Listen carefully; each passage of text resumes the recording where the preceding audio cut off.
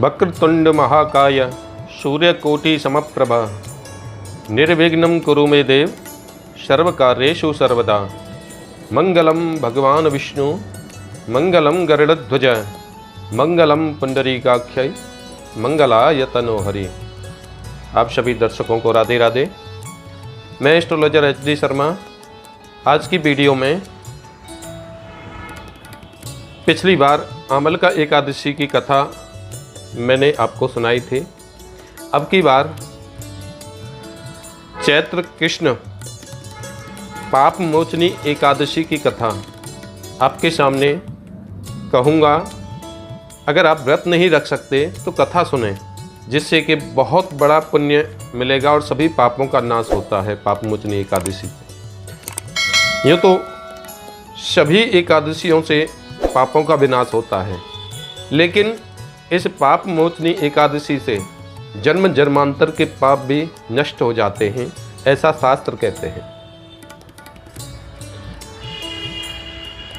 चैत्र मास के कृष्ण पक्ष की इस एकादशी का व्रत जन्म जन्मांतर के सभी पापों का नाश कर देता है, सभी प्रकार की समृद्धि, सुख और अंत में मोक्ष प्रदान करता है। इस एकादशी को भगवान विष्णु की पूजा आराधना करने का भी शास्त्रीय विधान माना गया है। अब तक सुनाई गई कथाओं के लिए भगवान श्री कृष्ण का भांति भांति से साधुवाद करते हुए धर्मराज युधिष्ठिर ने कहा कि हे माधव, चैत्र मास के कृष्ण पक्ष की एकादशी के नाम, विधि विधान और महत्व के बारे में बताइए। यह भी बताइए कि इस दिन किस देवता की पूजा करनी चाहिए, किस प्रकार पूजा की जाती है।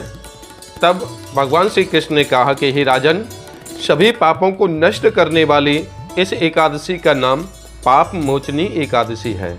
इस दिन भगवान विष्णु की पूजा करने का शास्त्रीय विधान है। आपने जो प्रश्न मुझसे पूछा है, यही प्रश्न एक दिन महाराज मानदाता ने लोमेश ऋषि से पूछा था। तब लोमस ऋषि ने उन्हें जो कथा सुनाई थी, वही मैं तुमसे कहता हूँ, आप ध्यानपूर्वक सुने। देवताओं के जो खजांची कुबेर जी हैं, उनके एक बाग का नाम है चैत्ररथ। उस बाग में गंधर्वों की कन्याएं किन्नरों के साथ विहार करती थीं। अनेक ऋषि मुनि भी वहां तपस्या करते रहते थे। स्वयं देवराज इंद्र भी चैत्र और वैशाख मास में देवताओं सहित यहाँ आकर क्रीड़ा किया करते थे। वहीं अपने आश्रम में मेधावी नाम के एक ऋषि भी तपस्या करते थे। वे शिव के परम भक्त थे। एक दिन मंजुघोषा नाम की अप्सरा ने ऋषि को मोहित करने का विचार बना लिया। वह भय के मारे उनके पास तो नहीं गई, समीप नहीं गई, परंतु दूर बैठकर वीणा का मधुर गीत गाने लगी। उसी समय कामदेव भी मेधावी ऋषि को जीतने के लिए वहां आ पहुंचे। उन्होंने उस सुंदर अप्सरा की बाहों को धनुष, कटाक्ष को डोरी और नेत्रों को संकेत और कुचों को पुरी बनाकर मंजुघोषा को सेनापति बनाया। मेधावी ऋषि भी युवा एवं हष्टपुष्ट थे और साथ ही यज्ञोपवीत तथा दंड धारण किए हुए ब्रह्म तेज से भी युक्त थे। मंजुघोषा ऐसे सुंदर ऋषि को देखकर उनकी सुंदरता पर मोहित हो गई और अपने गीत, चूड़ियों और नुपुरों की झंकार तथा नृत्य और हाव भाव दिखाकर मुनि को रिझाने लगी। कुछ समय तक यही क्रम चलता रहा और अंत में कामदेव ने ऋषि को पराजित कर दिया। फलस्वरूप ऋषि मंजुघोषा के साथ रमण करने लगे और काम के इतने वशीभूत हुए कि उन्हें दिन तथा रात्रि का भी कुछ विचार नहीं रहा। इस प्रकार बहुत दिन बीतने पर एक दिन मंजुघोषा बोली कि हे मुनि, मुझे बहुत समय हो गया है, अब स्वर्ग जाने की आज्ञा दीजिए। तब मुनि बोले कि आज इसी संध्या को आई हो, प्रातःकाल होने तक चली जाना। मुनि के यह वचन सुनकर अप्सरा कुछ समय तक और रुकी रही। कुछ दिन बाद उसने पुनः मुनि से विदा मांगी तो मुनि कहने लगे कि अभी तो आधी रात भी नहीं हुई है, कुछ समय और ठहरो। तो अप्सरा ने कहा कि महाराज, आपकी रात तो बहुत लंबी है, आप जरा स्मरण कीजिए कि मुझको यहाँ पर आए कितने वर्ष बीत गए हैं।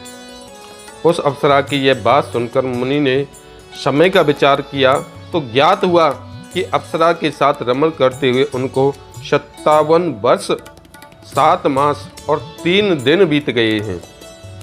यह ज्ञात होते ही वह अप्सरा उनको काल के समान प्रतीत होने लगी। मुनि अत्यंत क्रोधित हो गए और उनकी लाल आंखों से ज्वाला उत्पन्न होने लगी। वे बोले कि मेरी कठिन परिश्रम से की गई तपस्या को तूने नष्ट कर दिया। तू महापापनी और दुराचारणी है, तुझे धिक्कार है। तूने मेरे साथ घात किया है, इसलिए मैं तुझे श्राप देता हूँ कि तू पिशाचनी हो जाए। मुनि ने श्राप से मंजुघोषा उसी समय पिशाचनी हो गई। वह भयभीत होकर मुनि से प्रार्थना करने लगी कि हे महाराज, इस श्राप का किसी प्रकार से निवारण कीजिए। अप्सरा के दीन वचन सुनकर मुनि बोले कि अरे दुष्ट, यद्यपि तूने मेरा बहुत अनिष्ट किया है, परंतु फिर भी मैं तुझे श्राप से मुक्त होने का उपाय बताता हूँ कि चैत्र मास के कृष्ण पक्ष की एकादशी का नाम पाप मोचनी है और वह सब प्रकार के पापों का नाश करने वाले हैं। उसका व्रत के पिशाच योनि से तेरी मुक्ति होगी। ऐसा कहकर मेधावी ऋषि अपने पिता च्यवन ऋषि के आश्रम चले गए। मेधावी को देखकर च्यवन ऋषि कहने लगे कि अरे पुत्र, तूने ऐसा क्या अनर्थ किया जिससे तेरा सारा पुण्य नष्ट हो गया, क्षीण हो गया। तब मेधावी ने कहा कि हे पिताजी, मैंने एक अप्सरा के साथ रमण करके घोर पाप किया है। अब आप इस पाप से छूटने का उपाय बताइए।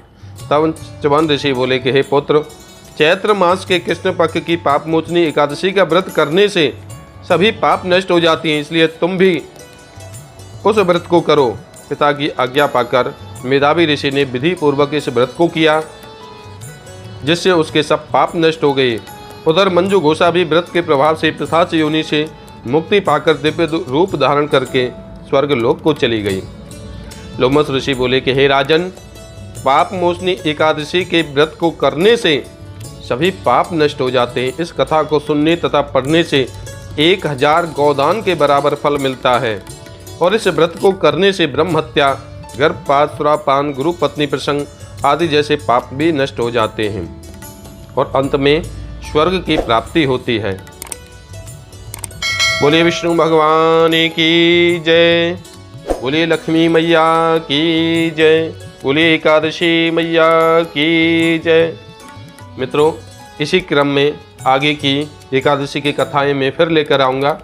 अगर आपने हमारे चैनल को सब्सक्राइब नहीं किया है तो अभी सब्सक्राइब कर ले और इस कथा को ज़्यादा से ज़्यादा लोगों तक शेयर करें, जिससे कि जितने लोग आपके द्वारा इस कथा को सुनेंगे उसका पुण्य भी आपको मिलेगा। निश्चित रूप से भगवान विष्णु जी, एकादशी मैया आप पर कृपा करें, आपके सारे काम सिद्ध हों। राधे राधे।